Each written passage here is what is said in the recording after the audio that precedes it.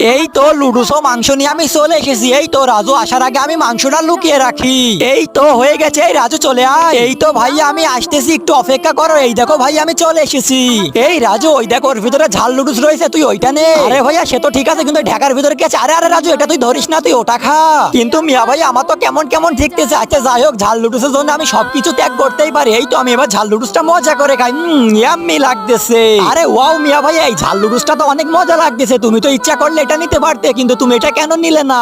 আরে রাজু আমি তো ঝাল খাইতে পারি না, এই জন্য আমি তোকে ঝাল লুডুসটা দিয়ে দিলাম। কিন্তু আমারটার ভিতরে কি আছে সেটা তো তুই জানিস না বোকা রাজু। এবার আমি এটা মজা করে খাই, কিন্তু সেটা দেখার আগে বন্ধুরা তোমরা যদি শয়তানকে ঘৃণা করো, তোমার মাকে মন থেকে ভালোবাসো, তাহলে ভিডিওতে একটি লাইক করে চ্যানেলটিকে সাবস্ক্রাইব করে দাও। আর হ্যাঁ, কমেন্ট বক্সে এই ইমোজিটা কমেন্ট করো, তাহলে বুঝবো তোমরা তোমার মাকে অনেক বেশি ভালোবাসো।